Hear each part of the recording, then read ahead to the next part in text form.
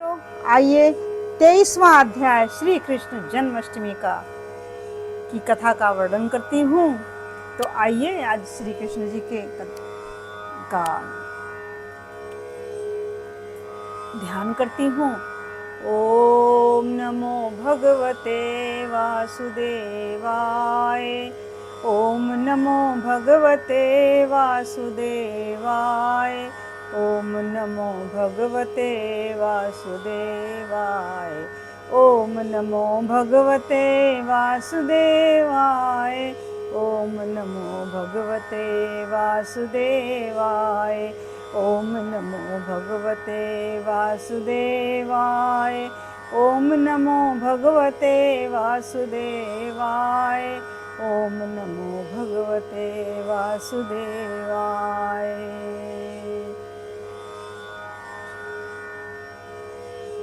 शिव शिव शंभो शंकरा। शिव शिव शंभो शंकरा। शिव शिव शंभो शंकरा। शिव शिव शंभो शंकरा। शिव शिव शंभो शंकरा। शिव शिव शंभो शंकरा। शिव शिव शंभो शंकरा।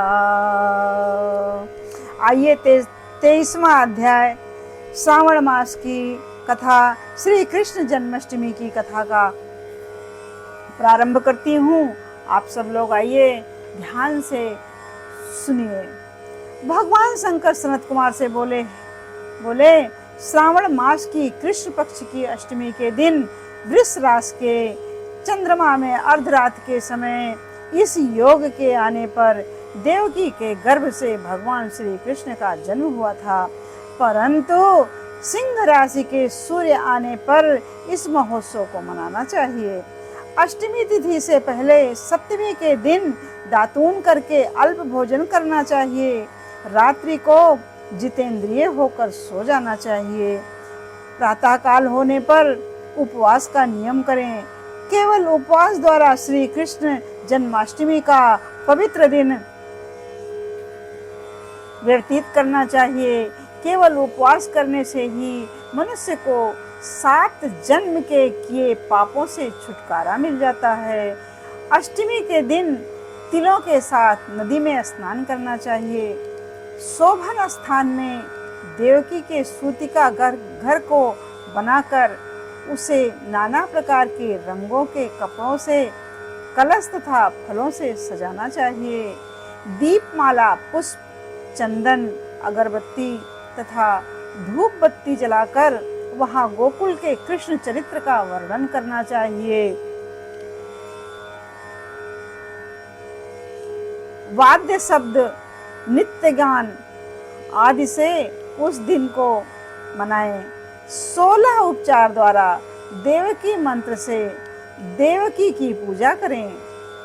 सतत वेणु वीणा निनाद सहित गायन आदि तथा किन्नरों द्वारा स्तुति की जाती है तथा श्रृंगार, दर्पण, दूर्बा, दधी, कलश धारण कर किए किन्नरों से सेवित अपने निवास स्थान पर खूब प्रसन्न मुख से देव माता देवकी की कृष्ण के सहित वसुदेव के साथ चारपाई पर लेटी हुई दिखानी चाहिए। सब पाप नाशार्थ आदि में प्रणव तथा अंत में नमः जोड़कर चतुर्थ्यंत युक्त अलग अलग नाम कीर्तन से पूजा करनी चाहिए। देवकी, वसुदेव, बलदेव, नंद, यशोदा की अलग अलग पूजा करनी चाहिए।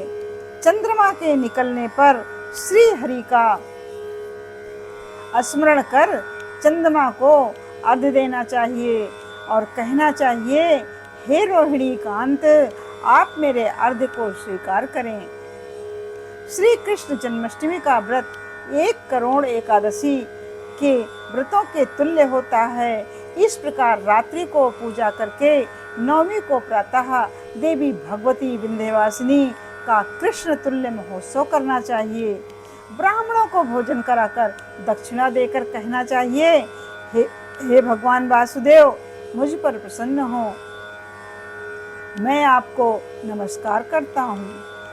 जो देवी तथा भगवान श्री कृष्ण का प्रतिवर्ष महोत्सव करता है, वह उपरोक्त फल प्राप्त करने के साथ साथ आरोग्य तथा अतुलनीय सौभाग्य भी प्राप्त करता है और अंत में वैकुंठ को जाता है।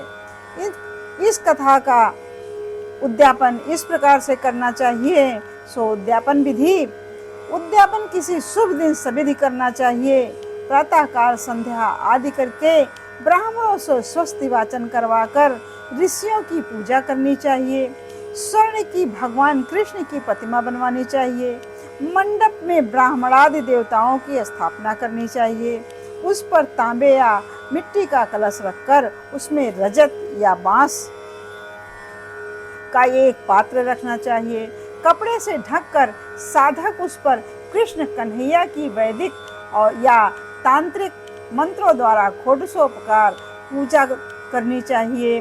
शंख में गंगा जल, फल फूल चंदन रखकर नारिकेल अर्थात नारियल फल युक्त कर भूमि पर घुटने टेक कर कहना चाहिए, हे गोविंद, आपका अवतार कंस के वध के लिए तथा भूमि का भार कम करने के लिए हुआ है।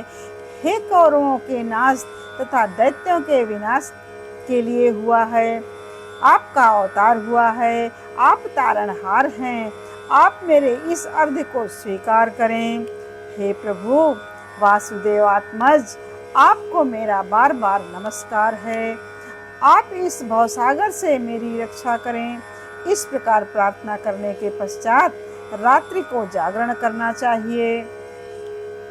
अगले दिन जनार्दन की पूजा करके मूल मंत्र द्वारा पायस, तिल, शुद्ध घी से 108 बार होम करके आहुति देनी चाहिए। इदम विष्णु मंत्र से होम करें।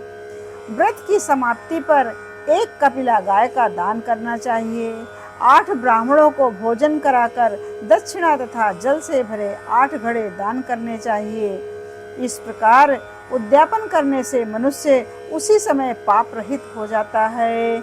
इसलिए श्री कृष्ण भगवान की इस कथा का प्रत्येक मनुष्य को कथा को सुनना चाहिए और विचार करना चाहिए और पूजा करनी चाहिए। इससे उसका किसने भी पाप किया हो व्यक्ति उसका उद्धार हो जाता है।